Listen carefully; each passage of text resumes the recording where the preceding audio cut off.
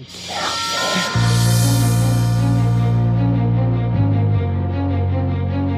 freaking out, man. You can't handle the truth. You can't handle the truth. What do all men power want? More power.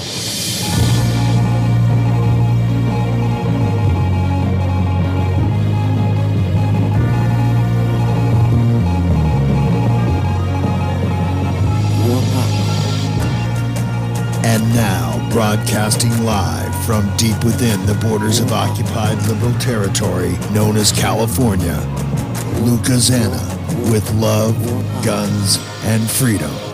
All systems go. Don't tread on us. We're not afraid. You work. And here we go again. Another Sunday, another show.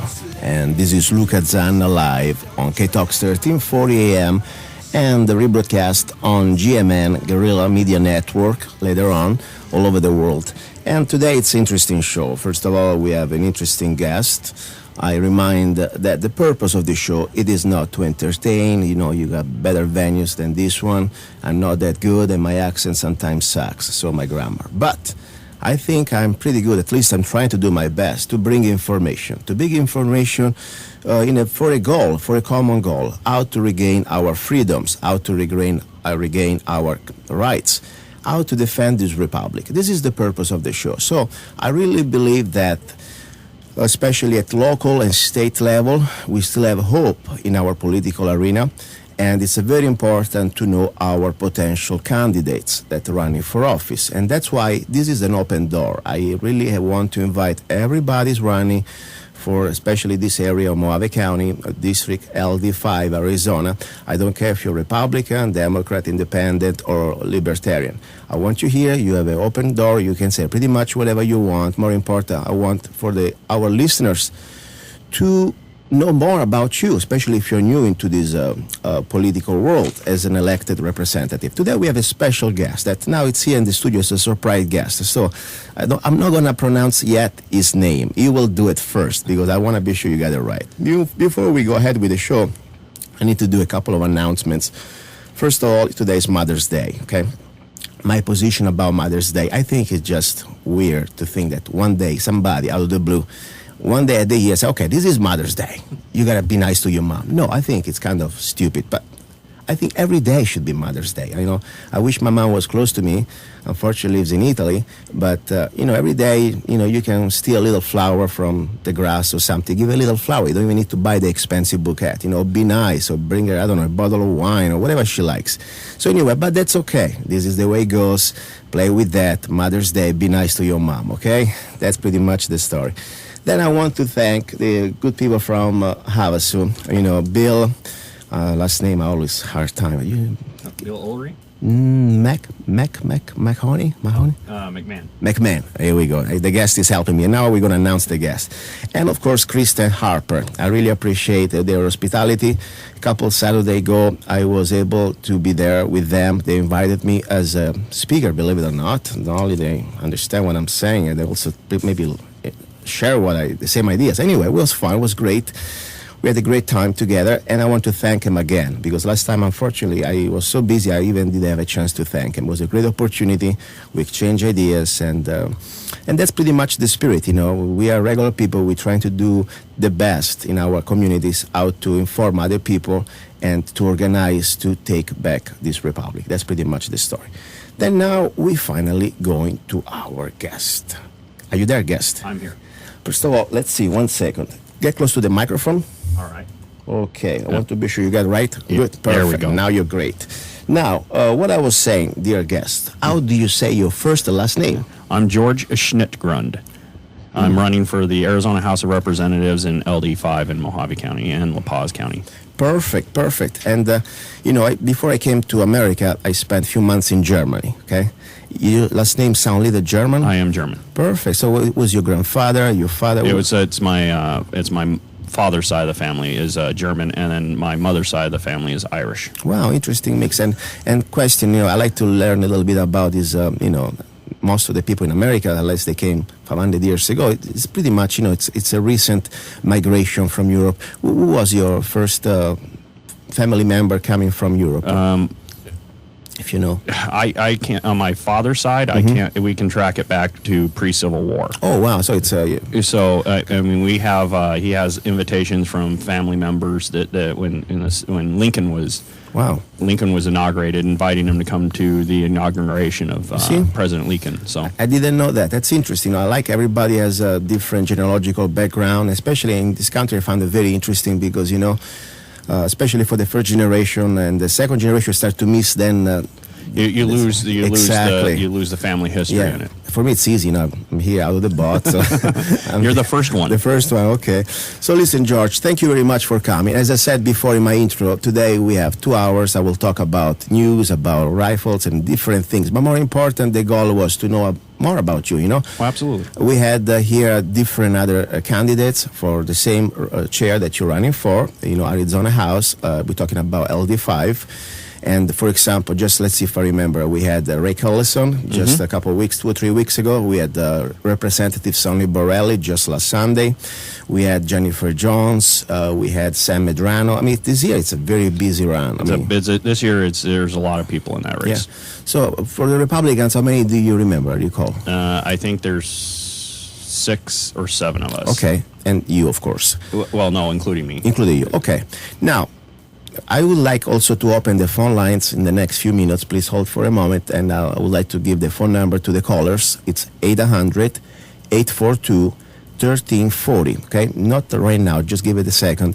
Because I would like, more important, beside my question that, of course, I have, I think the people that potentially may vote for you, this is the opportunity to, know more about you, okay? Absolutely. So, we have no censorship here. There is no any type of filtration. All we ask, please, to be polite. And more important, to use FCC language. That's all we ask, okay? That's it. If you want to be mean, that's fine. But please, be always FCC compliant. Yes. Exactly. We don't want to have to be dumping. No. Otherwise, I need to start to push the button. It's going to be like all a beep here, okay? Anyway, so George, first of all, first question I have for you. Give me a little bit about your background. I know that you are not a professional politician. Even, of course, you are still an elected person in the Republican Party. Yes, I'm a PC, and I'm also the District 3 Director for the Mojave County Republican Party. So basically, the PCs got together, and I lead District 3, which is all of Havasu and then the outlying areas of Havasu, I-40 South, pretty much. So you are also a businessman. You work for a living. You are, yes. Okay. What is your business? I do global logistics. I'm an agent for Landstar, and what we do is we ship anything from 75 pounds to 300,000 pounds anywhere in the world. Technically, it was like transportation business. Transportation, trucking, air freight, ocean freight, bulk freight. Okay. Do you do just a logistic part, or you really technically drive the truck too? I used to drive the truck. I had trucks before. I realized that the overhead on them was enormous, so I kind of moved over into the what they call brokering side of it. Okay. So I'm just the middleman. I find the freight, and then I find the truck. Okay. So it's interesting. You live in Havasu, right? And I live in Havasu. You got family? I have family in Phoenix, actually. Okay. So you're single boy, single man? Yes. Wow, interesting. Very good, very good. So good. Now, let's go to business. First of all, the first question I have, because, as a generic thing, we don't have any records yet about your voting records because you don't have to vote. But, we have, everybody of us have different personalities and also different way that even interacting right now with as a precinct committeeman, the way you vote, or the way also you try to be activists, because, indirectly we all try to do our little part in our community, I think. Correct. And you already can see pretty much where you stand on many issues. Right. If I had to ask you, if I was a regular voter, okay, and I don't know anything about you, and I know a little bit more about the other people, for example, because they already had a chance on this show to be here. Give me 3 good reasons why I should vote for you at the next election. 3 good reasons? Yes. Well, if you're a conservative person, I am a conservative. I'm going to tell you where I stand. I'm going to give you my rock. I'm going to stand on my rock, and I'm going to defend it. And I'm not going to allow my beliefs or my values to be compromised just by going down and going into the legislature. You see a lot of politicians, they come out and they say that they they're against illegal immigration, and then they get into office and they aren't against illegal immigration, which is a large portion of the problems here that we have here in Arizona. But when I'm going to give you what rock I'm going to stand on, and I'm going to defend it, and I'm not going to waver or get off of my rock. Not saying I won't negotiate, but I will not allow my values to be compromised, or I'm not going to tell you one thing and then go do another. Okay, so first point, let me sum it up for people like me that kind of sometimes forget things. You are going to stand on your principle. Correct. You're going to explain your principle, and regardless, people may like them or not, when you're in office, you stand by your principle. Yes. I think that's always honorable, and I think it's good, because I respect that. Also, sometimes I have to respect more Democrats, people, because I don't trust them, I don't vote for them, and I don't like them, but at least I know what I get, because they stand. You know exactly what you get. Instead, when I have somebody, for example, not mentioning name, let's just go with the last name, Goodale, for example, that she goes out and she stands for, on paper or during the campaign, for some principle that's supposed to be the Republican or at least a small government platform for Republican Party, and then I see her voting records is different. Well, I have a problem there, and Right. that's my own. That's why I always say we may not agree, but at least I respect you if you stand for what you've been campaigning for, Right. At least you have integrity, and that's great. Now, let's talk about what it means to be conservative in your opinion. I mean, you say that you are a conservative guy. Please, go ahead. What does it mean for you? What it means is that when you're a conservative, you believe in lower taxation, limited government, that you believe that the government, that you are the government, that not as being elected, but as a citizen, you are the government, because you elect people to go into the government to represent you. That's what a republic is. We're not a democracy. We're a representative republic. Okay. And that is when you're electing people, you're electing people to represent you at the government level. And it's very important that we elect people that share our values. Mojave County is a very conservative county, and right now we don't have very conservative elected officials in the House down in Phoenix. Okay, talking about these other representatives that they are in office. First of all, you got number 2, you're a conservative. Number 1, you stand by your principle. Number 3, what is your best things that you can offer to why people should vote for you? Well, one of the things that is interesting is that the way that the taxation, especially property taxes, work in the state of Arizona. If you think of a stress ball, Yes. if you squeeze it, it pops out one side. So you have residential and commercial property tax. So if you squeeze one, like you lower the property tax Okay. on the residential, it's going to raise on the commercial. And one of the things I would like to offer is actually it's a Representative Seals proposal, and I like the plan. It's a good plan, and that's to lower your overall property tax by 8%, and not on the commercial side. And not raise it on the commercial side, because now there's business owners out there going, well, if you lower it on residential, you're going to raise it on commercial. And that's where that stress ball comes into. Okay. There's a fund that the schools use that they've overtaxed property owners by the tune of $3.5 billion in the state of Arizona. Wow. And I'd like to use $1.5 million of that fund to lower your tax, and so you don't create turbulence into the general fund, because when you lower property tax, you can create turbulence, and the general fund doesn't. You don't bring in as much money, obviously. Okay. And you can use that money to stabilize the general fund. I'd also like to use the rest of that $2 billion to pay off the $10 billion of debt that the state has. Okay. To start paying down that debt. So that would be your first action if you get elected, pretty much. I would like to work with Representative Seal and other conservatives that would Okay. that like the plan, but they can't get it going they haven't gotten any traction on it. Okay. And he's been trying to get that going for 6 years. Now, tell me something. What is this is your, at least what you say that you're your strongest asset, or at least your strongest 3 points why people should look into you. Okay. Right. Now, every one of us, it's human, and we have weak points. I got my weak points. I'm sure you got yours, but I'm talking about not personal. I'm talking about politically, at least something that you know that maybe you can improve, or you're not there yet. What is your weakest point as a potential candidate or as a potential public figure for the state of Arizona? A weak point being just like Something that you know that you're not that great. that you need to work on? You know, I mean, Oh, well, I'm too technical. too technical. Okay. I read too deep into the bills, and then I kind of you almost have to be a lawyer to. I don't think that's bad. Honestly, it would be good if every potential legislator or legislators will read the bills and be kind of technical. That's why they're paid. You know, at least they should analyze the bill. Something more, I don't know. Maybe you don't have that type of problem. But sometimes people, I don't know, people can be shy, or people, I don't know, they have some other issues. I don't know. You tell me. I mean, something that you can say, by the way, you know, this is my weakest point as a human being connected to the political world. You know, I'm not talking about what you do in your personal life. I'm talking about just if people elect you and you become a state representative, I think you got some great points that you brought up as potential good elements that, you know, this is where I stand and blah, blah, blah. And, you know, this is I could tell you mine. You know, if I was elected, for example, probably I would be completely disaster in diplomacy. You know, I would just don't care what you think about. I tell you what I think, and probably sometimes in politics you need to be more diplomatic. I don't know. Just to give you an idea, this is. I don't. I've been told a couple times that I come off cold because I don't show emotion. You don't show emotion. Okay, like Terminator. I don't let my emotions affect the policy, and I've always been taught from a young age. Okay. You never, ever, ever mix business and pleasure. Wow. So you're kind of German then. So, yeah. I'm very businesslike and very.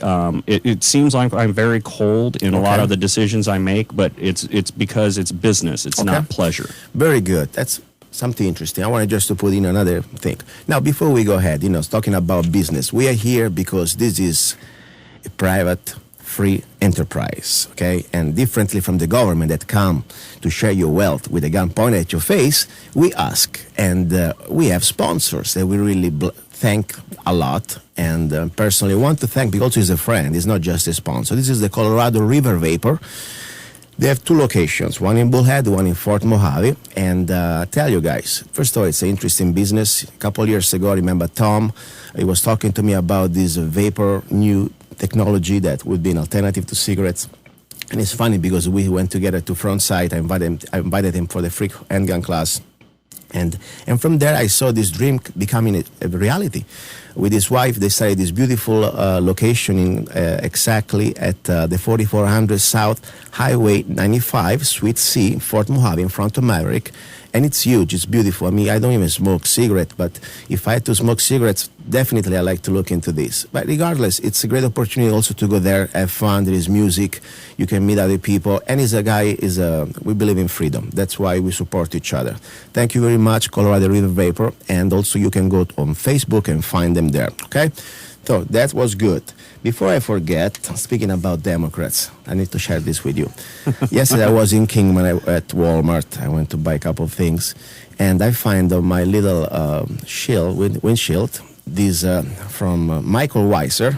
Oh, you got those cards. Yes, yeah. But, you know, Michael, I had him here a couple of times, by the way. He's a luckiest guy. He is the only one that came twice. I had on big demand. We had a lot of things we discussed together, and it was kind of interesting show. Anyway, he wrote in the back of this card, "Democracy for the Left Coast of Arizona."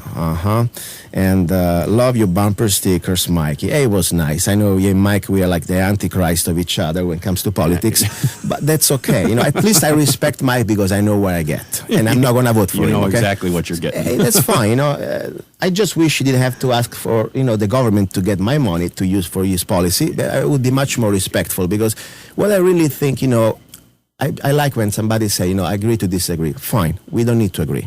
But when you agree to disagree, and meanwhile you use the force and coercion of the government to steal my money, okay, and then it's not about anymore agree or disagree. It's about you are a freaking robber and little coward. I'm sorry, because you don't even, if you want to come and steal money from me, go ahead. You know what? At least we have a fair match. The best man or woman win. Okay. Exactly. But when you use the legality of the coercion of a force of the government to steal money from an individual to give another one, that's kind of rude, and it's kind of almost cowardly. Okay. Because I have more respect for a thief. Thief is doing his work. He's trying to steal, and if he get caught, he's gonna get shot or go to jail. At least he's risking his life. Instead, no, you little snitch, little, how you call this, a little animal that they suck your blood when leech. Leech, not snitch. Anyway, and you go behind the government trying to create these little laws and say, yeah, get him. I go crazy. I go crazy.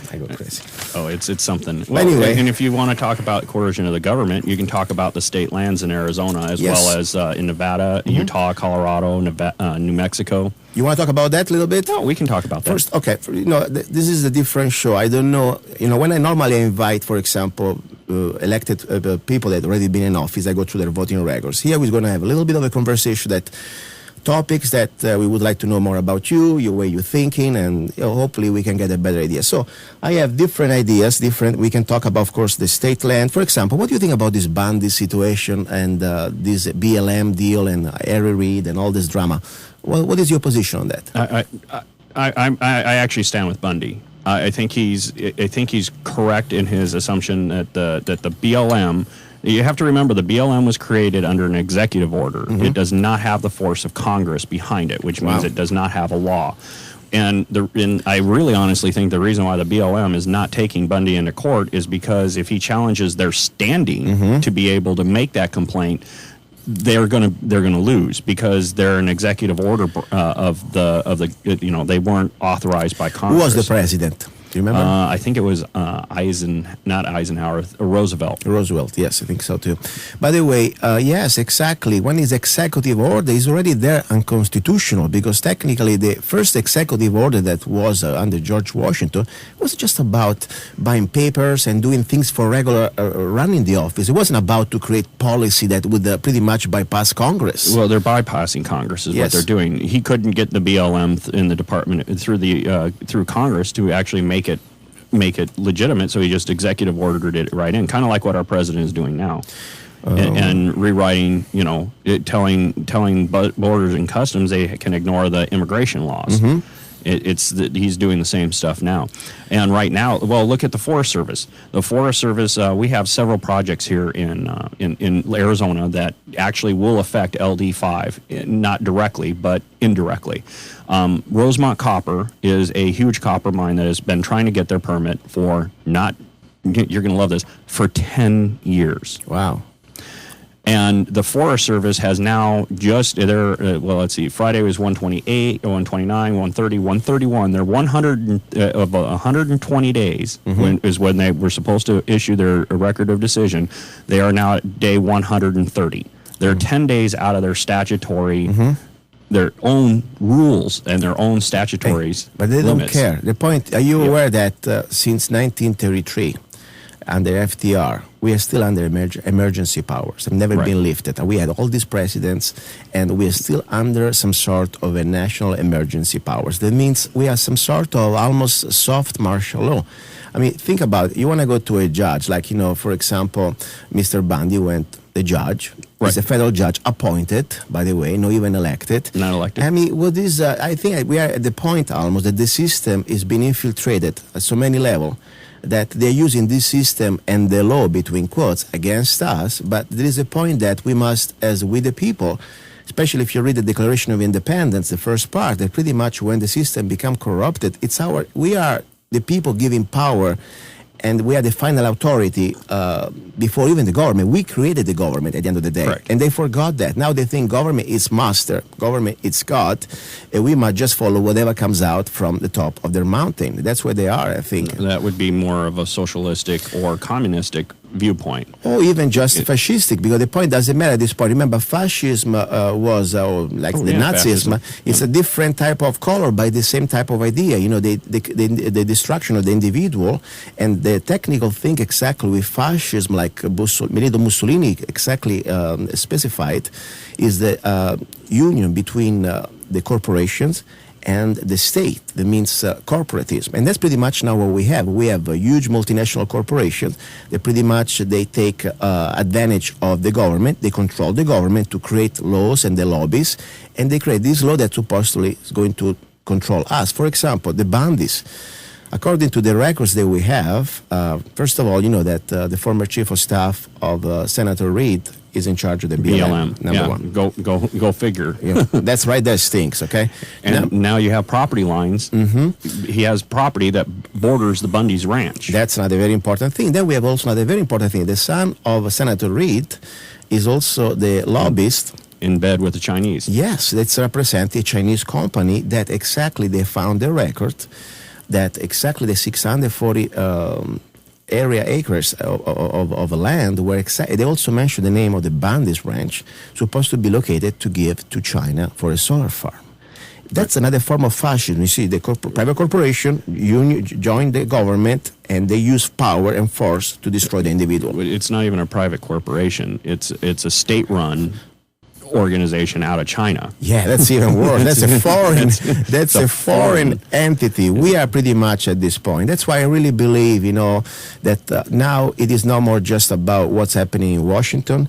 They can save us. Honestly, I don't have much hope there. I think we have a lot of more hope if we can work with Phoenix or with our capital, with our 10th Amendment, and more important, with the people that at the end of the day, you can have on paper, like you said before, the federal government already are 10 days out of their date or whatever the deadline. Right.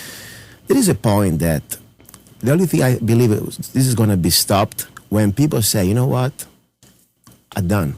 Enough. Whatever you want to do to me, I don't care. Civil disobedience. For example, like the Bandits. I was there on the front row with the other farmers, and I didn't go even there to support the Bandits. I went there to support freedom. I went there to support Bill of Rights. When I see men being abused, women being beaten up on the ground, unarmed men being tased just because taking a photo, that's right there we have a problem, So people need to stand up a little bit and not being afraid to say, stop, I don't care. What you want? You want to put me in jail, shoot me, kill me, go ahead.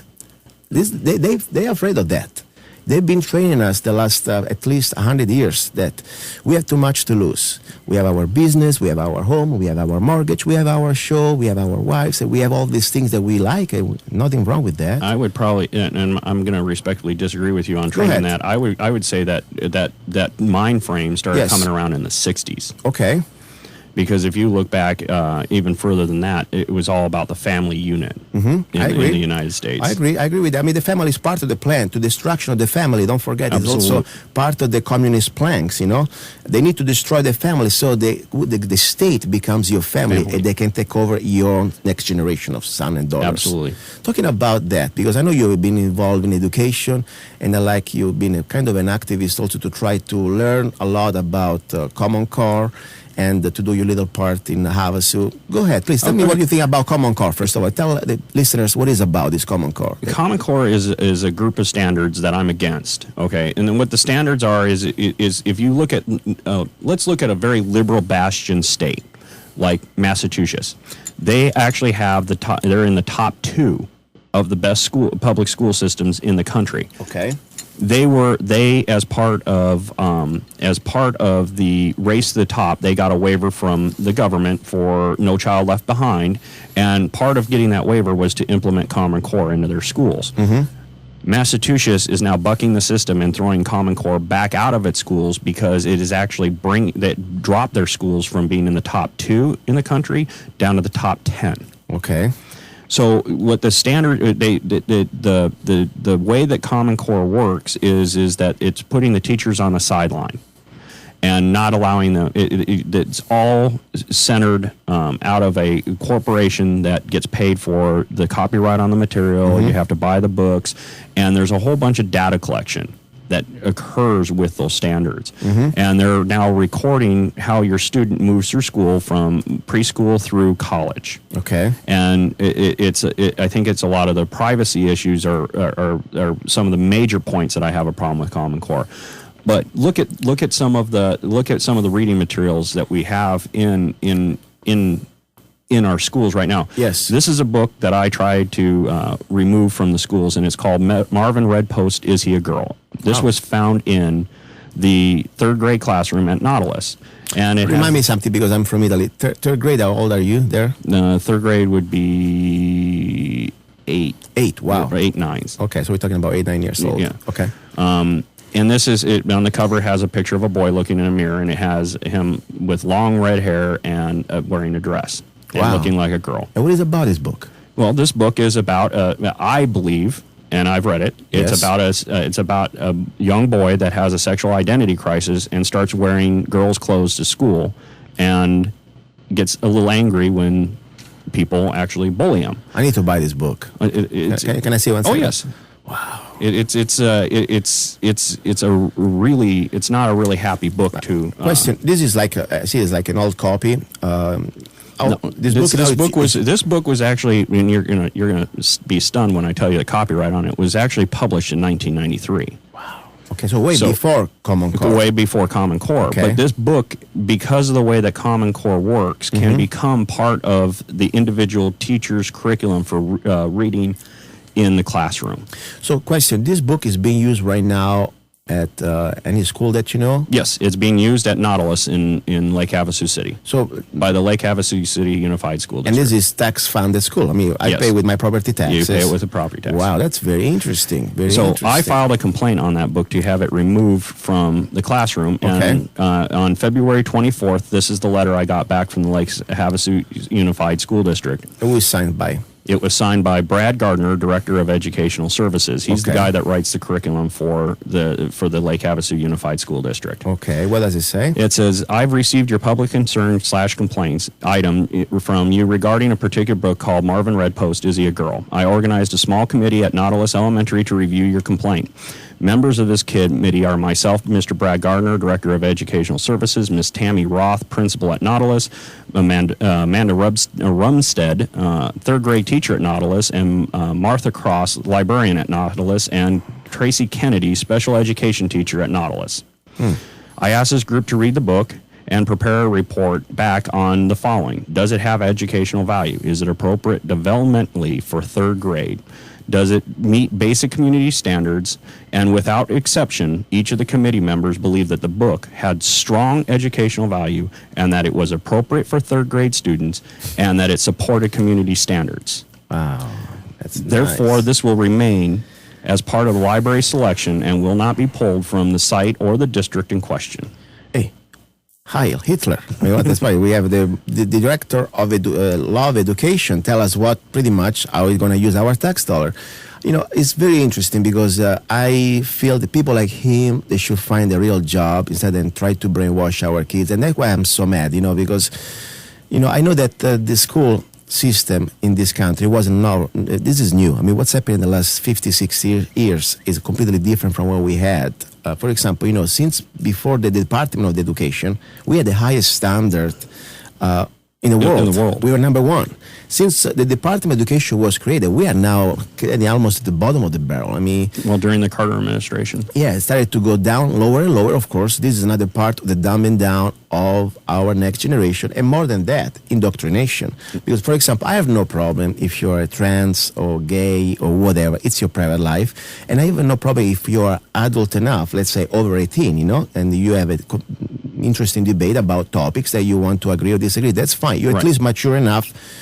Because if I send, for example, a kid, my kid or whatever, I don't have kids, but if I send a kid to a movie, I know there are some PG-13 and there are different type of ratings according to the topics and language. And those standards are even becoming questionable. Yes. since especially this administration has come into play. So I believe the child should be protected till is in the age to make his own decisions. And if the young man or the young woman decide that, for example, he has different sexual orientation, that's his right. I don't care. Right. When you're 8, give me a break. I mean, you confuse him more. Okay, maybe only the mom and dad should try to help him out with the help of some professional if they decide so. Right. If he has any type of questions. Well, as a parent, you should have the right to not allow your kid to have exposure to this in the public school setting. I'm not saying that we should ban these kind of books, period. I'm saying that when you are sending your kid to school, you are putting the trust into the people that they're going to educate your child properly. That is a perfectly legitimate book to be in the Mojave County library. Yes. You can have it in the county library because as a parent, when you go and you take your child to the library, you are able to see what the book is. When he or she goes to school, you don't get to see what that book is and how they're teaching it. I agree. That's why I really believe in homeschooling as my answer to many things. If I had children, I would definitely have the control. And it's still sad. One thing, we all, or at least we all, some of us, people, I think we agree on this one, we don't support a coercion from the government to make us buy a product, for example, like the healthcare now with Obamacare, or this ACA, Affordable Care Act. Just to let you know, my insurance from $150 a month went now to almost $450. Yeah. So it's not affordable. I mean, they're killing us, and I'm the lucky one. So my point is, if we believe, this is where I'm coming from, that government has no right to force me to pay for a product, okay, that I don't want to use or I don't need, for example, like that, healthcare. I could do it without the government coercion. Now I have to be paying much more for something even less. Another thing really bugs me, because I know it wasn't even like that. We've been pretty much almost brainwashed the last 50 years that we gotta pay for somebody else's education. Wait a second. I know that this country at the beginning, especially the first 100 years, we didn't have the Department of Education.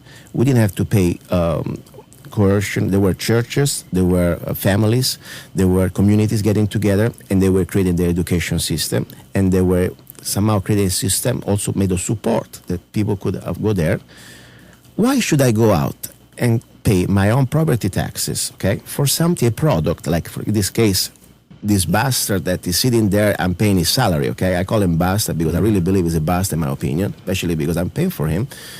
I'm paying for people like them for an education system that I don't believe, and on top, I'm not even using this system. I'm not using this service because I have no kids. So I'm being forced now to pay for a product or a service that I don't believe and I don't use. This is way before Obamacare. If people complain about Obamacare, I think we should also complain a little bit about this too, because I don't think it's right. Listen. I don't have any kids. I don't have, I always used to say I don't really have a horse in this race. Okay. But at the same time, if we don't educate our children, okay, we have an issue with more crime. We have an issue with, not being able to continue our lifestyle, let's say. Okay, George. I'm trying to play a devil's advocate here, trying to make the show more interesting. Otherwise, we're just going to talk things that we agree. I can talk about guns. You talk about guns. We're all going to get along, and some other things. I need to try to use logic, okay? Right.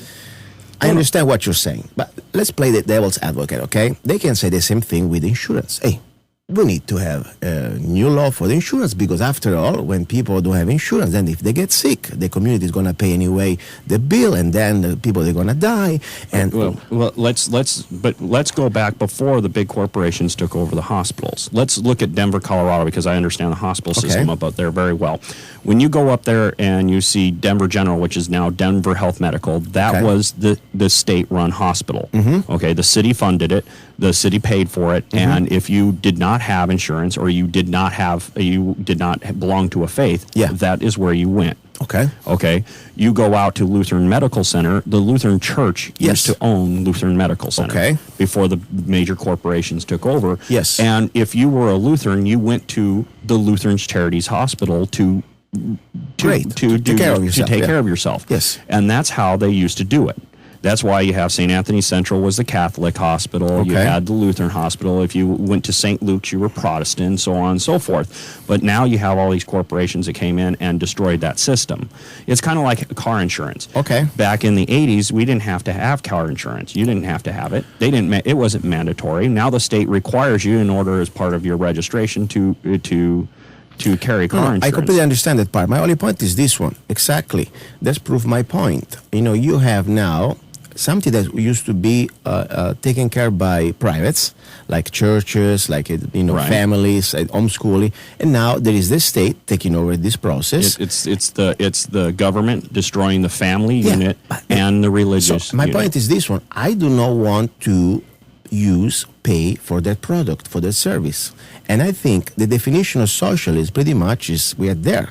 I don't care if it's a good cause or not, but we must be honest and admit that it's still under a form of socialism. We have a government using its coercion. The moment that you don't pay your property taxes for the school district, your home is gone. You know that. I mean, they take over. It's not yours. You're just paying a lease or whatever.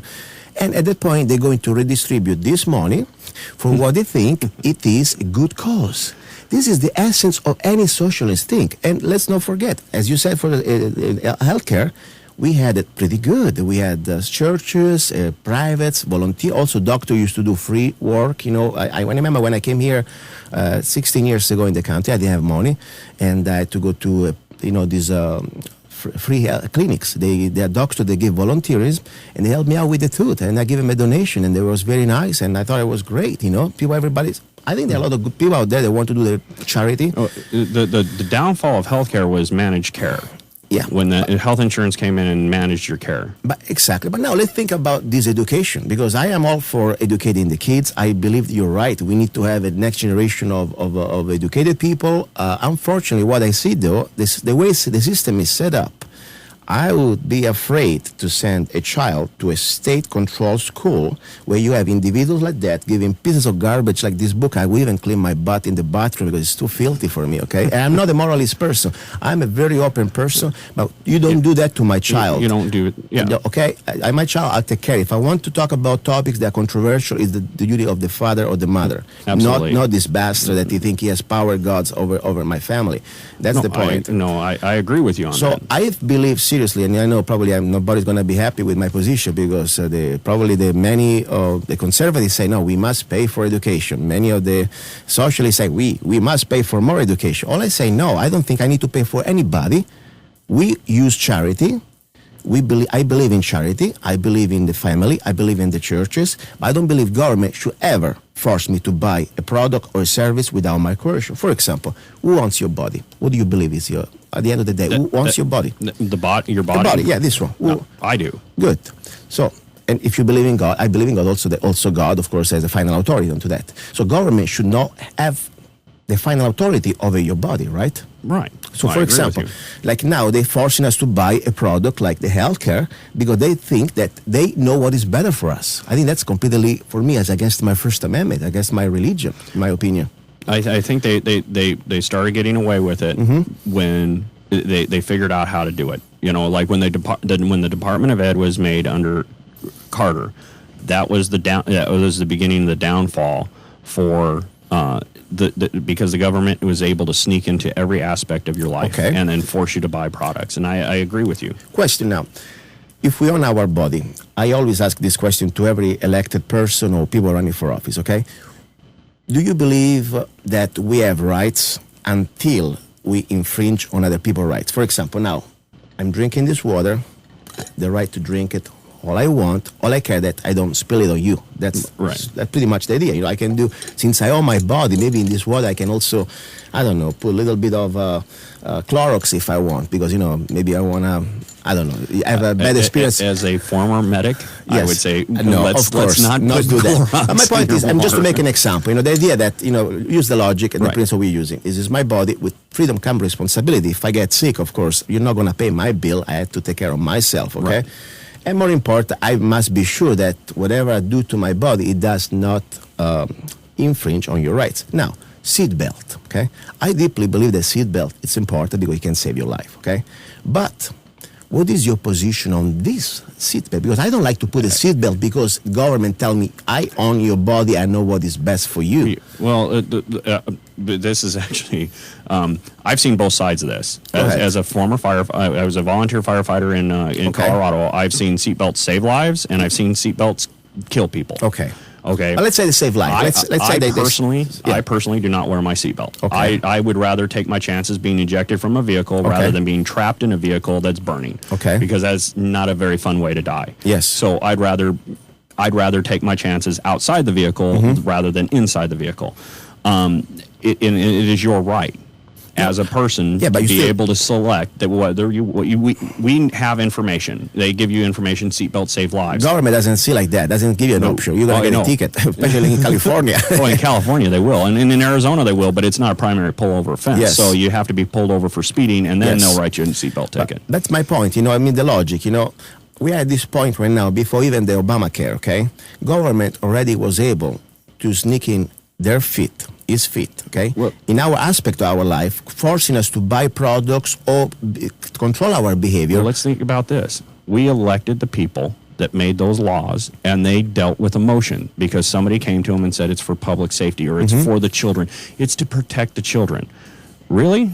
No, I understand. I completely understand that. That's why I'm saying, in my opinion, for example, I know that this is a federal law, the seatbelt, and it's not that important. Like, we have bigger problems, don't get me wrong. We have economy to take care of. But at the same time, it's all start with the principle. If the federal government decided that pretty much as the authority above our safety, and they can own our body because they know what is best for us, we already have given to them all the power. And then they can do other things like they've been doing the last few months and few years. So that's what I'm thinking. Talking about drugs, okay? I don't like drugs. I don't use drugs. I don't even like the smell of... let's start with the basic things, because there are different things when you say drugs, It can be synthetic drugs, it can be herbs, okay? Like, for example, marijuana. And there's a big debate at the state level also about the legalization of marijuana. I think, in my opinion... marijuana, it's a plant, like can be a grape, because you can get intoxicated with grape alcohol as bad as marijuana. And maybe marijuana, probably, according to many medical records, nobody really died of marijuana intoxication. Alcohol, we have a record of millions of people dies, or at least hundreds of thousands of people dies every year. And don't get me wrong, I'm not trying to advocate for anything, because I don't really have any special interest. I don't have, I don't use marijuana for medical reason. I don't even use it for recreational reason. But back to the principle, if we believe a logic of freedom, who owns our body? We said beginning, you, me, ourselves. Do we have rights until we infringe on other people's rights? Correct? Right. So let's say now I have wine here, okay? This is full of wine, and it's not true, but otherwise I would be not on FCC. But let's say I have wine, and and it's my own home, okay? Yep. Safe. There is nobody else is going to be in danger, because I'm not going to drive, and I respect the laws of the state, or also the federal laws. That I'm not going to drive intoxicated or not even smelling like alcohol. It's my own home. Lock the doors. I'm getting a blast. I'm really having fun, okay? Mm-hmm. Wine. Now, people maybe don't like wine. Maybe people go back to nature. I'm not even talking about synthetic drugs. I'm talking about just natural thing, like could be marijuana. And by the way, I have news. I heard that sage, you can be so freaking blasted with sage, just smoking it. I never did that, but...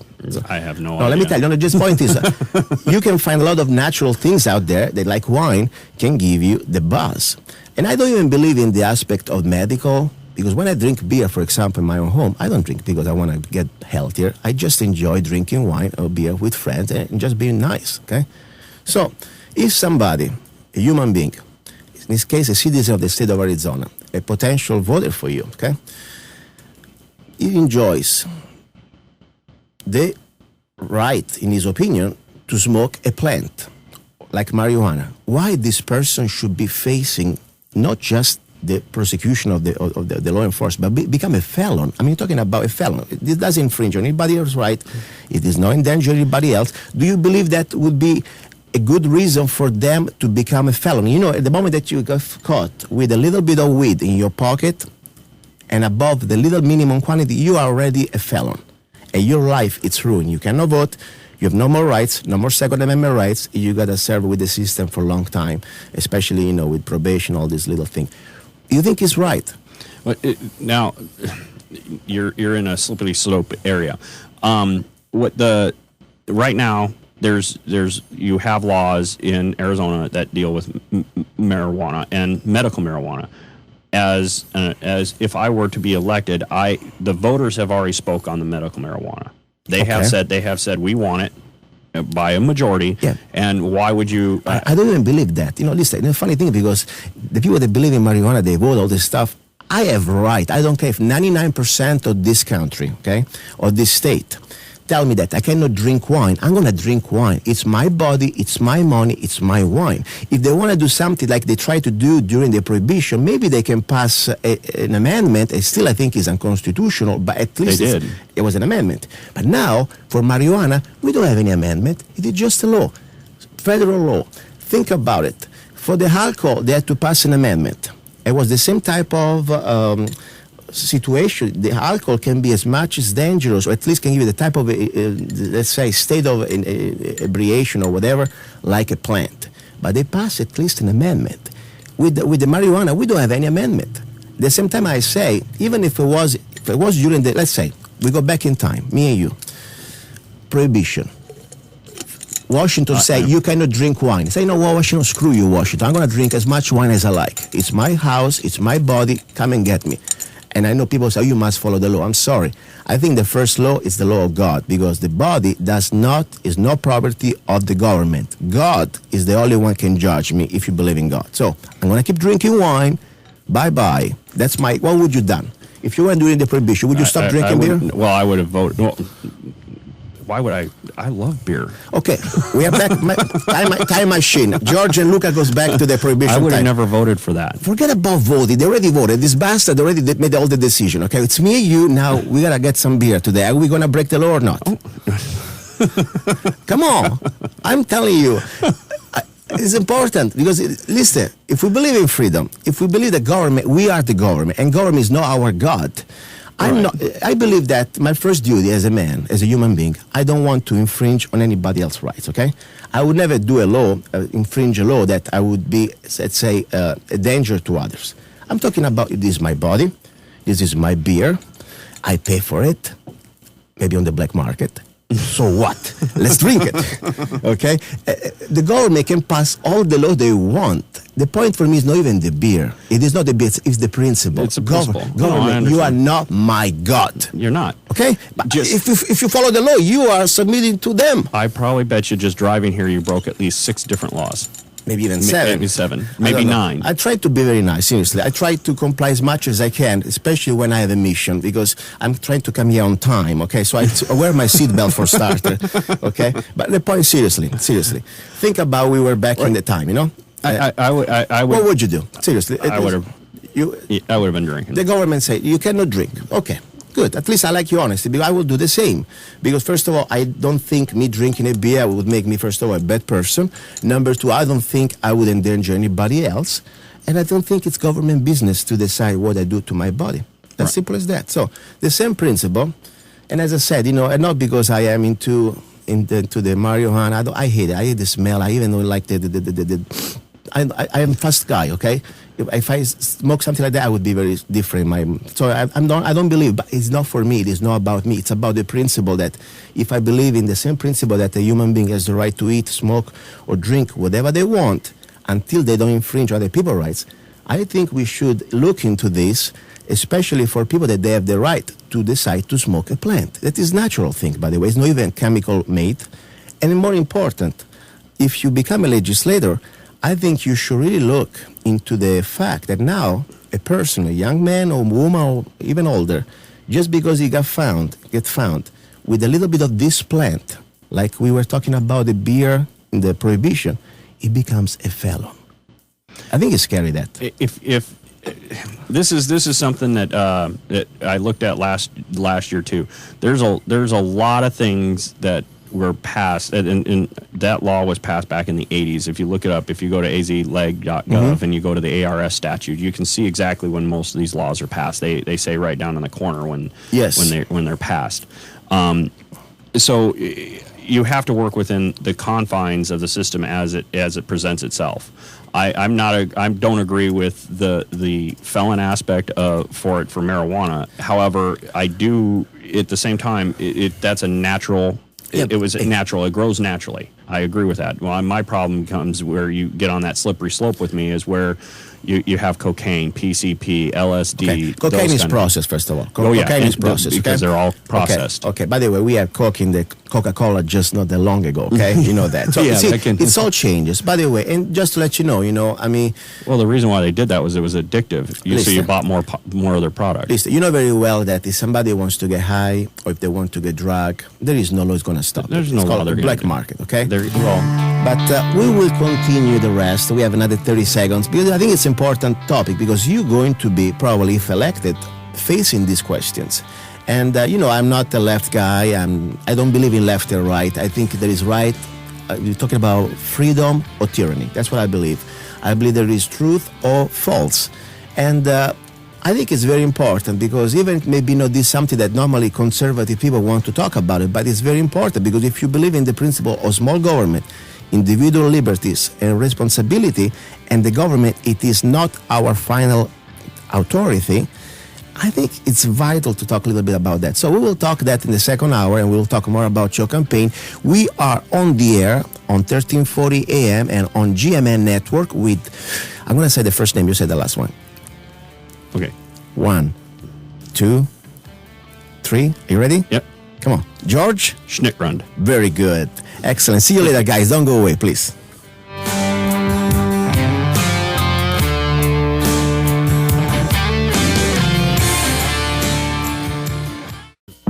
He's a songwriter, a poet, a rifleman, I'm not afraid. and a constitutional activist.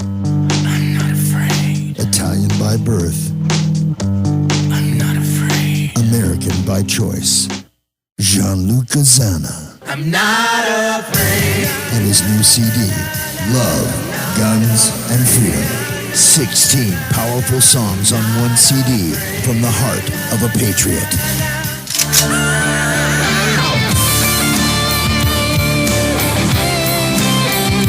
For download or to order the CD, go to www.lovegunsfreedom.com. That's www.lovegunsfreedom.com. Lyrics for your mind, music for your heart. Gianluca Zanna's new CD, Love, Guns, and Freedom.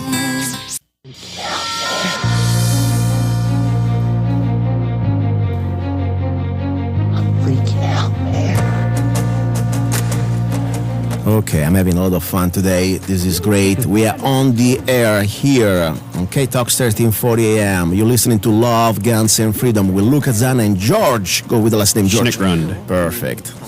I'm Schnittgrund. Schnittgrund. Yeah. Oh, I got it right. Finally. I'm kind of shy with this last name.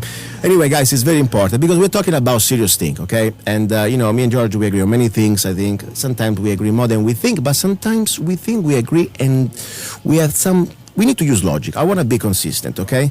If I believe in freedom, I think we should believe in freedom all the way. If I believe in individual responsibility, in limited government and the role of government that is not my God, I think we should look at 360 degrees. We cannot just pick and choose. For example, people saying about these medical marijuana issues, the people of Arizona already voted. I kind of scary that. If people can vote for a right, that means it is not a right, it's a privilege. For example, tomorrow people can say in Arizona, hey, you have no more First Amendment. Sorry. Oh, guns, they are no good. We only tell you which type of guns. Hey, 51% of the people voted for that you can now only have the type of gun. Or maybe you have no guns.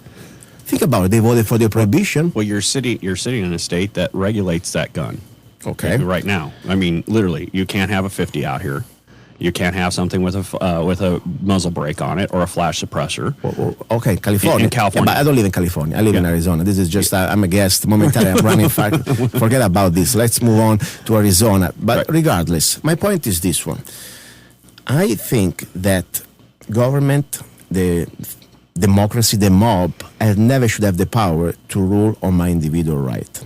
And especially when it comes to my body, my individual, okay? I don't want to push these drug things for too long because I understand we have many other things to talk. But it's important because the principle, like the seatbelt we were talking, like the Obamacare, if government pretty much can tell you what you can eat, drink or smoke. Look now, for example, in New York, the son of the gun of Mr. Bloomberg, the former mayor, he thought that he was so smart to decide for you what is good for you, how much salt, no salt at all in the fast food, and more important, how big of a soda you can drink. You know that. So that pretty much was already there trying to make a point that they can tell you what you can eat or drink. The more the planners plan, the more the plans will fail. Okay, perfect. Now, back to the situation. We know that alcohol can be a problem. If misuse or abuse, it's a problem. Alcohol, there are millions of people with alcoholism, and I know people that unfortunately, I feel so sorry for them and their families. They cannot control. They lose their soul. I mean, seriously, a bottle of wine can be as dangerous for me as a drug out there, okay? Or at least as dangerous as many other, even natural drugs. We were talking about marijuana. That is already state law for medical purpose that that you may, if you get elected, you may be also asked to vote or to express your political opinion, okay? Right. Now, we were talking about, is it right for you as a Arizonan and also as a potential elected representative of the state of Arizona that a man or a woman or a young kid becomes a felon just because he gets found using or owning a plant? I'm not even talking about smoking a plant. Let's say, for example, I like to collect plants, okay? I like to put a little plant in front of my kitchen just to play around. I become a felon. I may also lose my home. They can take my home. In Arizona, if you even possess the seed, it's considered a felony. Okay, I want your opinion. Is it right or wrong for you? Don't get me them run around. Yes or no, please. No, I would say no. Good. At least we got that down. Because, I would be I think if somebody believes in freedom, to say that is right, that's scary. Now, move on. I'm going to let you go off this freaking drug stuff. Okay, otherwise people think I'm a freaking pothead. And I don't even smoke. But I really I am very passionate about it. I'm telling you. I think it's devastating the fact the government can tell me I cannot even freaking have a seat in my pocket. That's scary. That's freedom? I don't think so. Anyway, I hope we can change things. I hope we can reach every other side, because I really believe that I don't care which party you are. The first thing we should all agree, we are nobody's slave. The government is not our master. It works for us. As human beings, we have dignity and we have rights. No government is going to give us the rights. We have them in us. And that goes between before party lines, okay? Right. Then, of course, we have different philosophies in economics. Like, we were talking with Mr. Dave Hayes that I always disagree when it comes down to economics. But it's okay. We can disagree. But the first thing is our body, okay? Okay, very good. Now, But I like the fact that we can have that conversation even though we don't agree. Fine. And that's, I think, is part always what I really believe to be an American. But at the same time, as I said before, I have a problem when, for example, we don't agree on things. That's fine. But when we don't agree on things at the same time, okay, I don't agree with you, but, hey, I want your money. Wait, we have a problem here, okay? It's not just I don't agree. You want to get my money. Go to work, okay? Right. So that's the difference. So that's when I draw the line, I say, you're full of crap, because I'm sorry. If you don't agree with me, that's fine. But you don't agree with me at the same time, you demand with the government coercion. Let's talk about your opposition, or at least your potential, opposition? Opponents? Opponents, very good. Okay, what do you think about, first of all, Representative Sonny Borelli? I mean, he's been in office enough. You have enough ideas if you like him or not. I would say that he's center-left. And that's not me saying it. That's the Goldwater Institute saying it. What does it mean, center-left? He's number 26 out of 36 in the House in ranking from 1 to, in ranking of conservativeness. I think the Goldwater Institute does a very good job setting the benchmark so that if you're a conservative, you can go look how you're being represented and representative. Okay. Now, this is good. Okay, Goldwater, I know the organization. They're pretty good. Many times, they got there. But still, I like to go on more factual things. Give me three things that you believe that it was wrong. On Common Core, he says he is against Common Core, but yet he voted for it. You cannot really vote for Common Core. I mean, he voted to last session for House Bill 2445, which is the elimination of the English Learners Task Force. What is that? Okay, the English Learners Task Force was setting curriculum for for English language in the classrooms and eliminating that and putting it back into the Department of Ed. Okay. And what that did was that allowed John Huppenthal to bring in the English curriculum that will probably be starting to show up in most classrooms starting next year. If I will remember, Mr. Huppenthal is a kind of a bastard when it comes down to Common Core, right? He agrees with it, and he agrees with it so much he actually did a very democratic thing and changed the name of it.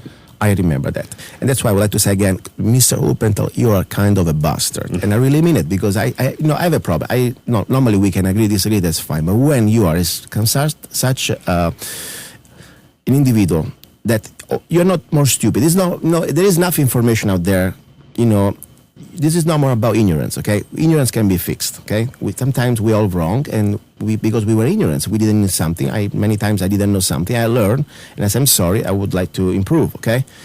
After all this time, everybody in Phoenix knows the danger, and also all these pretty much corporatism behind Common Core, okay? The damage they can do to our next generation. They're dumbing down. And also they're reprogramming their mind and their souls and also taking over their freaking brain, okay? Not only that, you also have all of the data collection that they're going to do, not only on the student, but also on the parent and on the family unit. So this is no more about conspiracy. This is our factuals, okay? It's been out, proven, it's out there. Now, every politician, in my opinion, they still support this fascistic behavior, okay? And also this very subdued, very hidden. I rather somebody punch me in the face, at least I can punch you back. The point is, when somebody instead tries to steal the brain of the next generation of Americans in this way, because remember, Lenin said that. You know, Lenin, the son Lenin. of Mr. Lenin in Russia, that serial killer. Give me your children for 5 years, and I will own them. That's pretty much what the school system is doing now, is reprogramming the next generation of Americans. I agree with you. And this is very serious, because there is no more, we're not going to have any more rights. We're not going to have any more the republic. We're not going to have any more the system our fathers, our founding fathers, and our generation before us had. If the next generation is going to be so stupid and dumbed down that we not even fight for something they don't even know they had. They never taste it. Their brain doesn't even, probably they're going to be our enforcers to try to put us down. So I'm really mad when every politician at this point is trying to continuing supporting the Common Core after all the evidence and facts that we have out there. This is a danger, not just to the kids, that is bad enough, is to America itself, because the next generation is going to be lost. We will lose America. Okay, you don't like much Borelli, I see that. What's about Representative Doris Goodale? Representative Goodale was the one that wrote the bill. Wow. Beside the Common Core, what else you don't like about her? I don't think she's very conservative. She campaigned last time around as being a pro-life candidate and against abortion, yet she sided with 10 Republicans and all of the Democrats in the House and passed the Medicaid expansion, which contained money within it that directly funded Planned Parenthood for the purpose of abortions. I remember very well. I also did 24 hours no food and fasting and no water with another beautiful lady, activist from Kingman, Kelly, in front of the sheriff's office just when this passed. I remember that. I'm very mad at Mrs. Goodale. I mean, Representative Goodale. As an individual, I wish her the best. As a politician, I hope she can pack and leave Phoenix as fast as she can, because she's a disaster, in my opinion. But my point is, we have Borelli. And by the way, Sonny, I don't know. I know enough. I don't know everything. But the things I like is always being upfront. And I like he comes here, and we have a lot of things we agree. Some other things we disagree, but I tell you something. He has integrity, at least, to be always facing the opposition and difference of ideas. Is not... Representative Goodale, I wish he would come here, because I know what you're saying, I think, is very serious points, and I would like to give her the chance to rebuke these points. Everybody here that we mentioned, they always have a chance to call in live or just to come here, because this is not about us try to be right, or me being right, or Mr.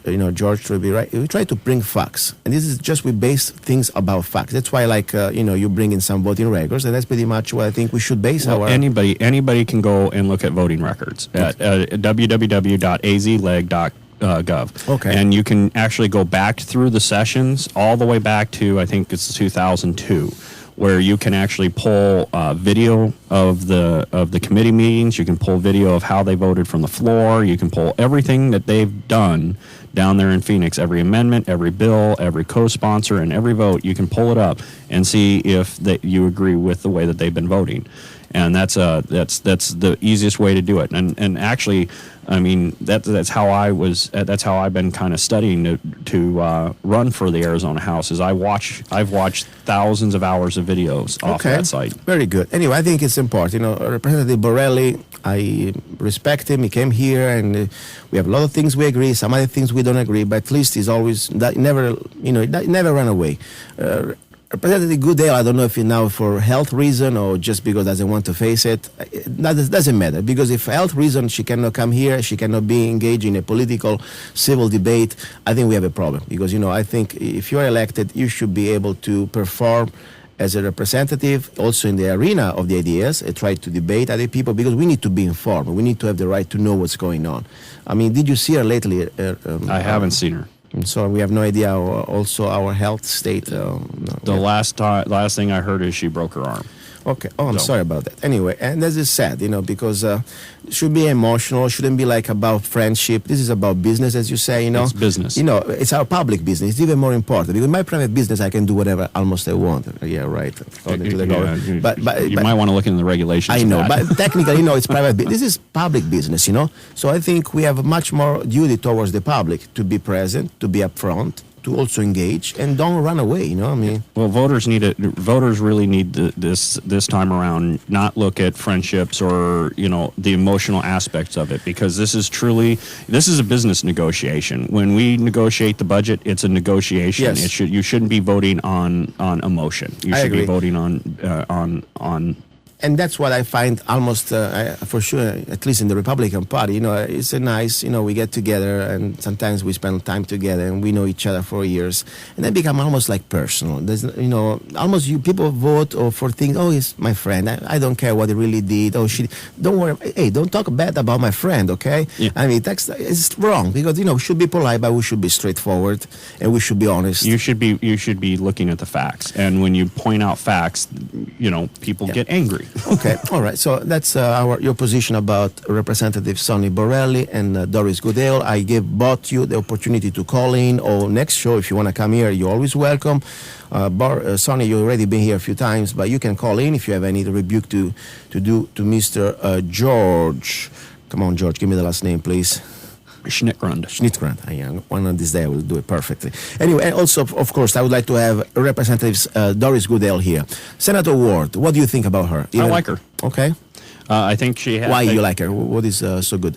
What is she's very approachable. Okay. You can always sit down and talk to her. She's very open on where she stands. Okay. I agree. As a first term in office, she did a good job, I think. Okay, good. Now, let's talk a little bit about guns, okay? Because this show is called Love, Guns, and Freedom. Sometimes people say, oh my gosh, you talk about so many other things. But guys, I love guns. If we don't have rights, if we don't know what's going on, we don't know even going to have guns, because guns is the expression of our freedoms, of our rights, of this republic, of the Bill of Rights. It's actually how we defend this republic. Exactly. Of course, we always try to do first in the knowledge. I believe is the first weapon, because an educated population can avoid violence, because we can still work within the system, and we can, of course, being educated and doing educated decisions. When you're stupid and ignorant, like when you're going to start to keep reading Common Core books, you're going to become kind of a subhuman, in my opinion, and you're going to become a slave, so there is no more rights. But guns is for me like almost the apex, the top is of the iceberg. They show that it is a free society. We have a lot of problems here. Are you familiar about the National Defense Authorization Act? Yes. So you know that the state of Arizona, there was something coming out from sponsoring from Senator Ward. You know that bill she was trying to pass. Yes. I can't remember. I think it was last session. It wasn't this session. No, I think it was this session. Was it this session? But anyway, I need to ask where we went with the bill, because I know that I think it died. It died? I think it died in committee. That's strange. Sad. I'd have to look it up, but so would you remember. Would the you bill. support a bill like Senator Ward bill to curb the illegal powers of the NSA and stopping these? Okay. Excuse me, my fault. National Defense Authorization Act. Because there was two different things. There were two different bills there that she was running. Yeah, let's put them both together. But I would support both of them. Okay, perfect. And our listeners probably already know that. I would like to remind. Well, the CIA is already listening to you. That's fine. By the way, I would like to just remind you. I went to the weblog on my website. I have two websites. One is lovegunsfreedom.com. People can listen to the show and have different photos and things we put there. And also is my music site. By the way, I need to play a song today. Zanna.us. I do for a living. I write songs. And people can download songs on Amazon, blah, blah, blah. But funny thing, a couple of weeks ago, I went there and I started to look who was watching my site. And I had 32 visits from Homeland Security. Then I had another, 5 or 6 visits from DARPANET. It's some sort of high-tech military research institute, okay? And then there was another one from about 10 or 12 by U.S. government, generic. And I was hoping at least somebody of these bastards buy something, not even a song they bought, okay?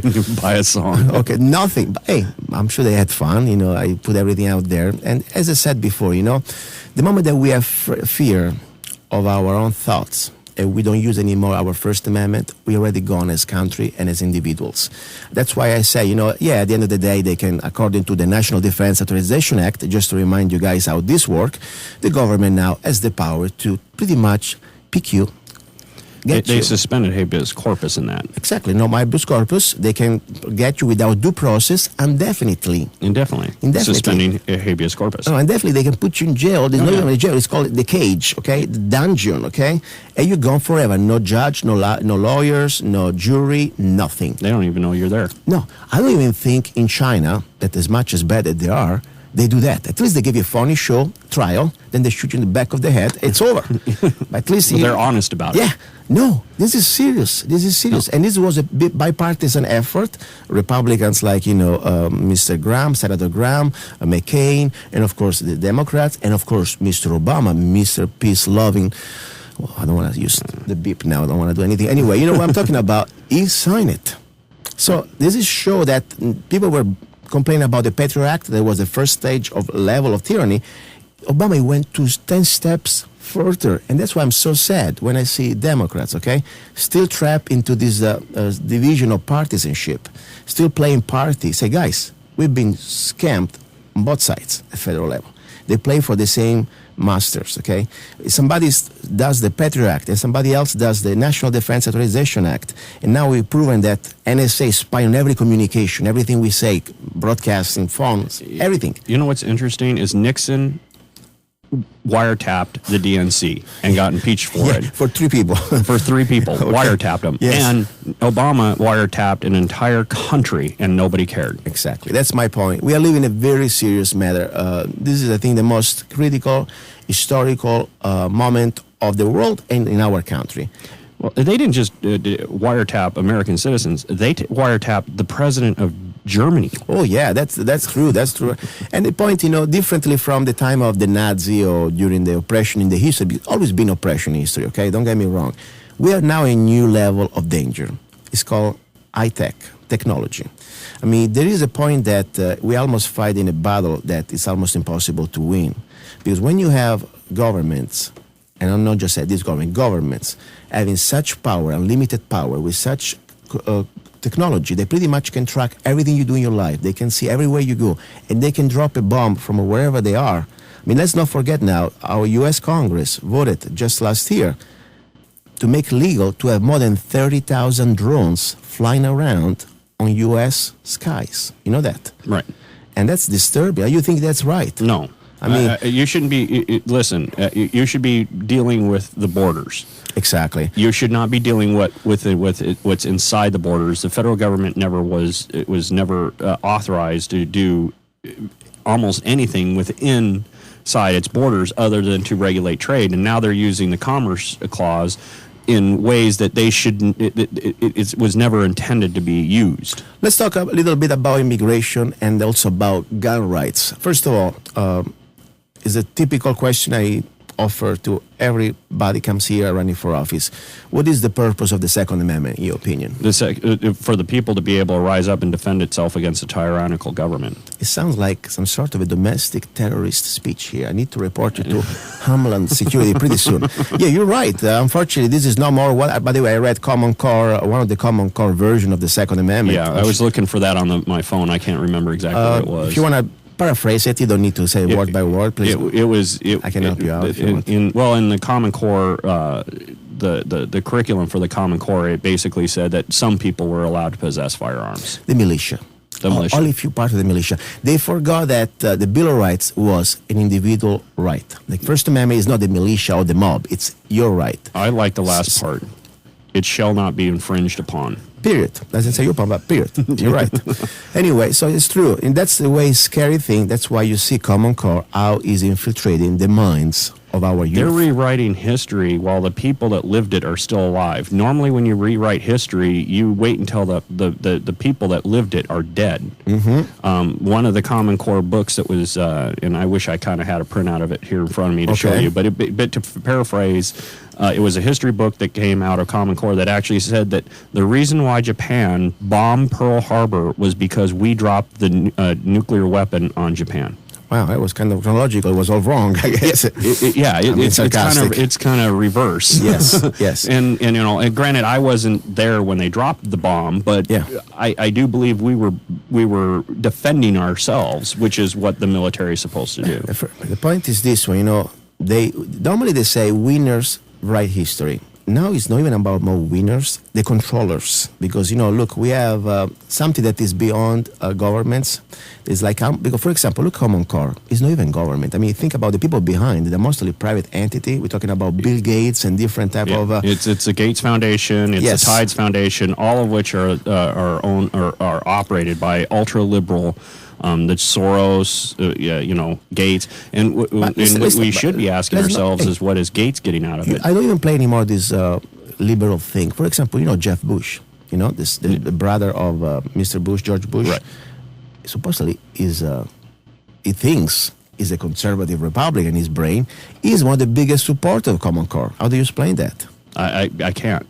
I don't either. Can I tell you how I explain that? Because I have an explanation for that. I believe that at the top of the pyramid, okay, forget about the state level politicians and local levels. We believe in our different beliefs, and we try to stick, most of us, in what we believe. There is a point that is a bigger plan. The plan that there is no really difference between. It's like a game, liberal, Democrats, Republican. That's like a big club. It's like a wrestling match, okay? They play the game, they try to look on some issue that they disagree, and then they stick together. Because at the end of the day, they don't even own their thoughts. There's somebody above them that pretty much control them. And all these, the final goal, and I'm not trying to put out now things that we don't have the time to go in deeper into that. But for example, the creation of the global government is one of the main goals. Let's not forget the Common Core. Behind that, there is also United Nations that they want to create a global citizen. You know that? Are you aware about that? Right. So this is not about liberal or Democrats. Bush father, that is Mr. New World Order. You know that? I mean, Bush father, he said New World Order at least 150 times in his speeches. They believe in this global government. And so the Bush family is perpetrating this plan, like the Gates, like the different foundations, so the Democrats, because they want to destroy... You have Clinton, you have Bush, Yes. you have Obama. Obama just put it on steroids, that's all. Exactly. And Obama did things that Bush would never was able to do, okay, because Obama is Democrat and is some sort of a black, so you can bitch too much about him. Must be a good guy, okay? So that's the bottom line. So that's why I say sometimes, as much as I understand, we have difference of opinion on Democrats and Republicans, but there's no more difference on this issue. They're the same. They're the same. But the problem is that you look back into the Clinton administration, the formation of the WTO, World Trade Organization, Yes. NAFTA, all of those. That was just a way of taking away the people's rights in this Yes. country to be able to move power. Because when you have a populace like the United States that is in control of their own government, that Yes. is a free people, it is a danger to every other country because it just is because the information spreads, and especially in these days when you tagged me this morning in Yes. Facebook, my phone told me you would tag me. Yes. And it was instantaneous. I believe that. That's why it's very important. I believe that the American people, this generation, is the last wall between a global tyranny, and the goal of this global government is to destroy America. To destroy America, they need to destroy this generation and be sure that they conquer the brain and the soul of the next one. The next one. This is very important because global government is not a conspiracy anymore. They've been written books, there are movies, there are more important facts. Even mainstream media, even some shows on Fox News, Hannity, a few weeks ago, they've been talking about it. Radio talk us that they never wanted to touch it. Now it's a reality. And look now, all these different treaty, all these different intercontinental, for example, about the North American Union that under Bush it pretty much started to implement. The North American Union, you should read the treaty because pretty much they want to merge Mexico, Canada, and U.S. all together. In one. With common laws. I don't want to lose my rights, my Bill of Rights, and get, become a subject like in Canada or a slave like in Mexico. I want to have my Bill of Rights, the Second Amendment, everything else. There is not any type of, what is so sad? People don't understand. When you become a global citizen or you want to lose your American sovereignty, you also will lose your constitution, your rights, your Bill of Rights.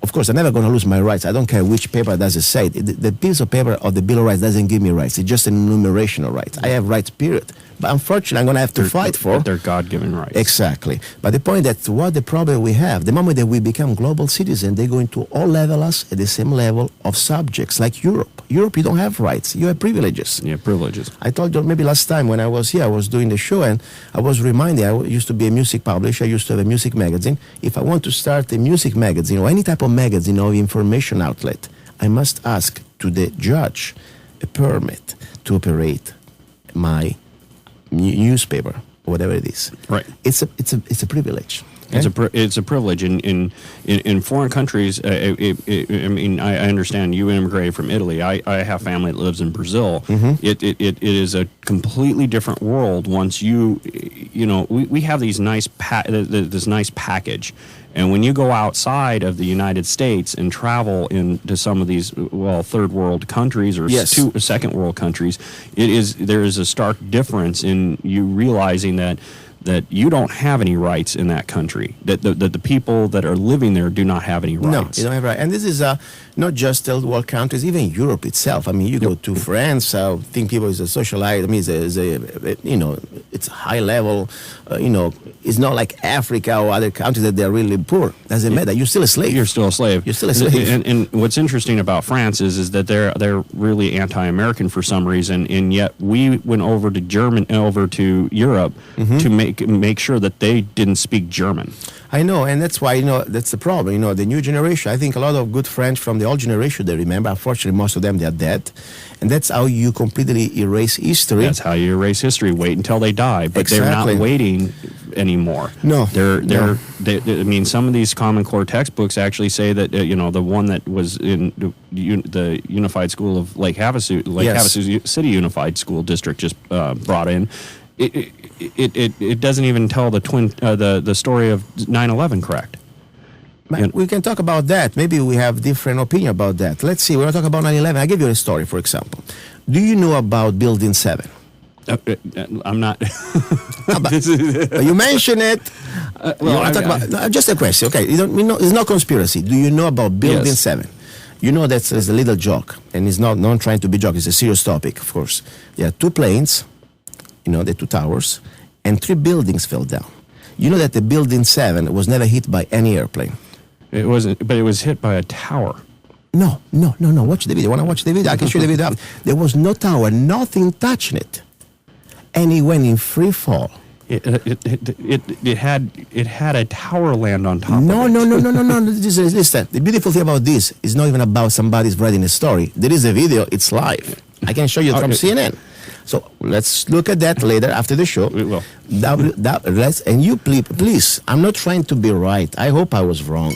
I invite everybody to go on YouTube and put WT7, Building 7, and you will see it free fall.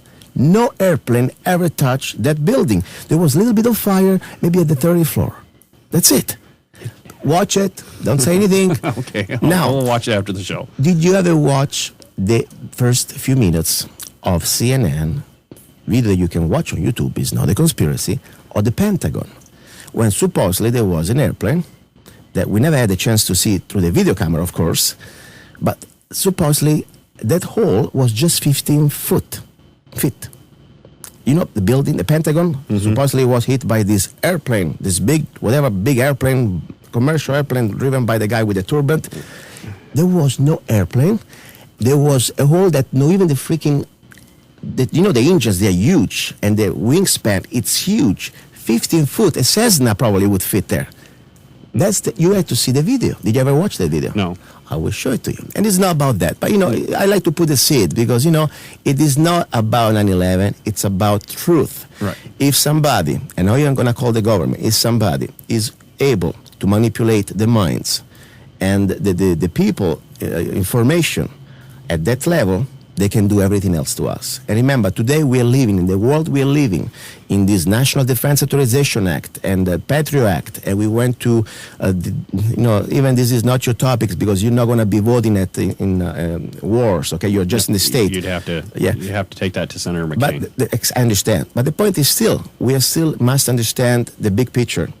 Otherwise, we Absolutely. cannot even operate on the local pitch. Anyway, that's why I wanted to share. You touched 9/11. It's a very important topic. The free information flow has gotten so much better. So it is what it is. What I'll do, I'm gonna put on your Facebook page the video 9/11 Building 7 falling down. So Okay. you can watch it. Everybody else can watch it. We move on. Okay. Second Amendment. You said the right answer. Very good. And first of all, aside from the philosophical point of view, of course, the last line of defense against the tyrannical government.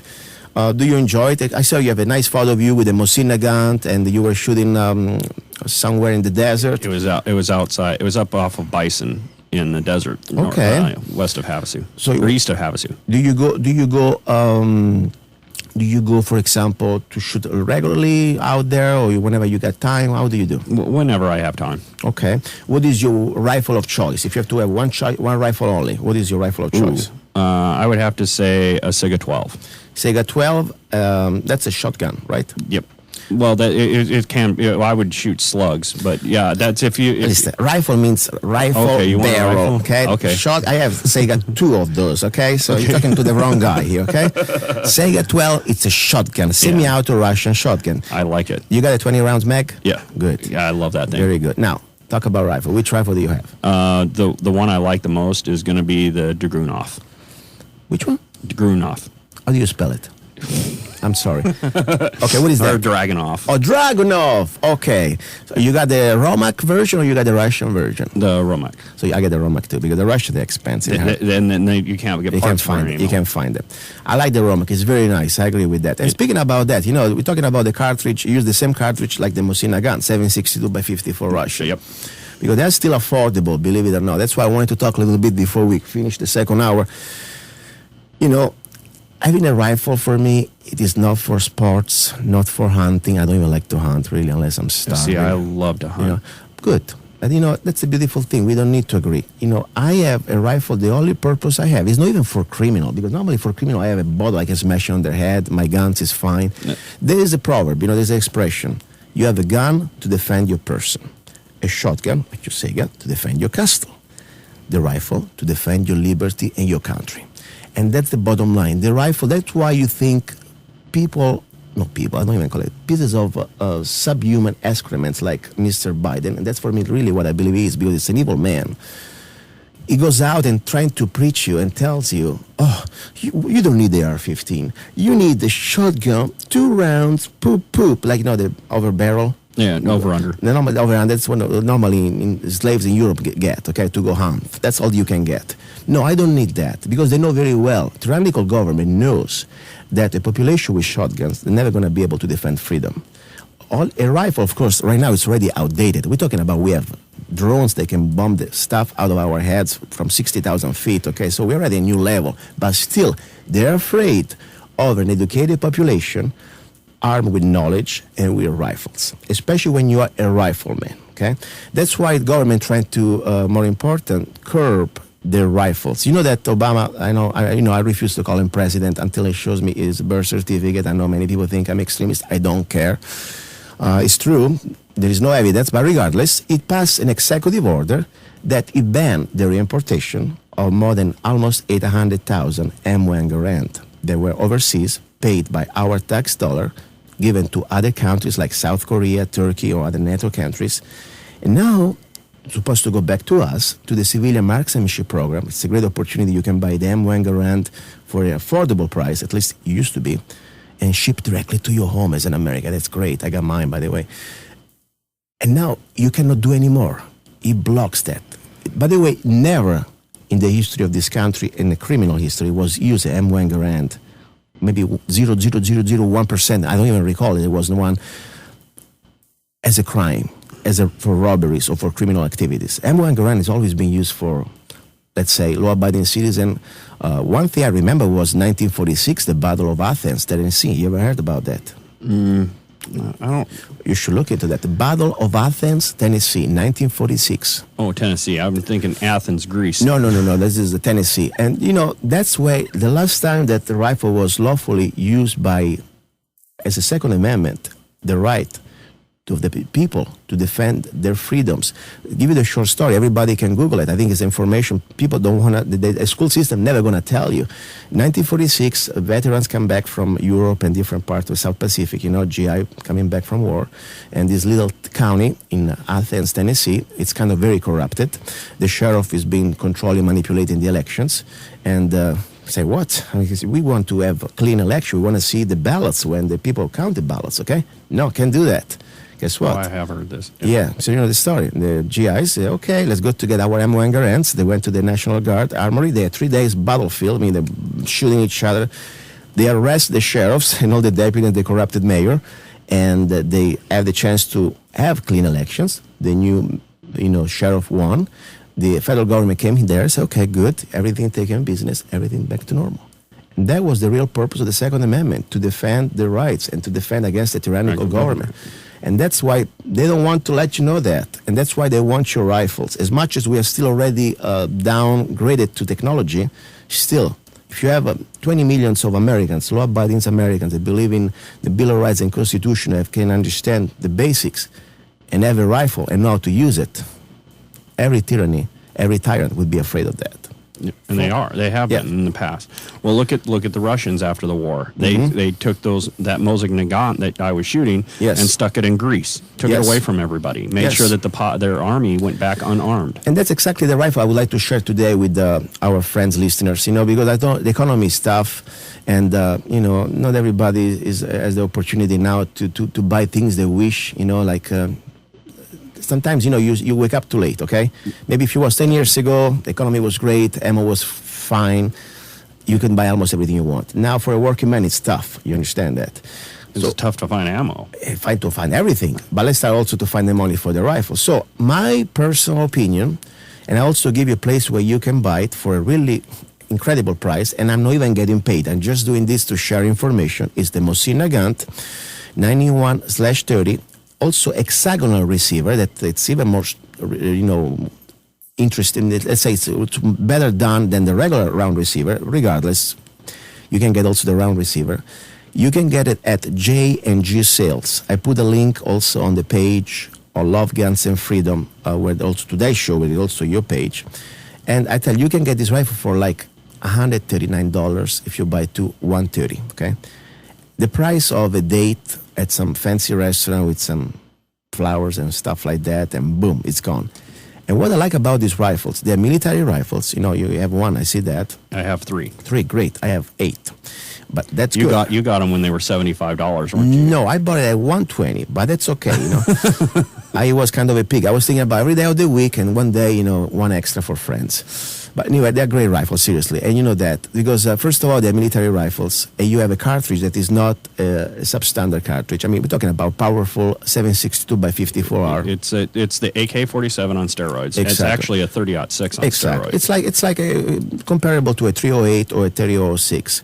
The difference, though, it is much more affordable, even now. The ammo's more affordable, and it gives quite a bit more kick, too. Yeah, it's a little kick, especially, the bolt action, Mosig Nagant. You have a little bit of, Well, I meant just punch behind the round, the projectile downrange. But it's a good ammo. It's a powerful rifle. It's a battlefield rifle. And remember, I know many people say, I want my AR, I want my semi-auto. That's fine. If you can afford, get them all. But I always believe that the first purpose of the rifleman is to engage a potential adversary, to be able to engage for the quarter-mile rifleman distance. That means at least 500 yards. I train at different schools, and one thing I never heard about Appleseed Project. I haven't heard that. I will post a link that for you too, okay?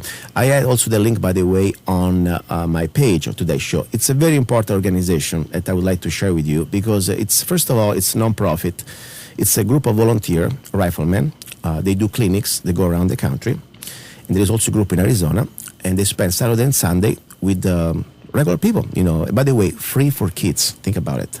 And free for women, and the regular people like us, we pay $40 for the day, okay? They teach you the principle of marksmanship. No benches, no bipod, tripod, nothing. Just with a sling from standing, sitting, and prone, okay? Yep. And you use the military sling.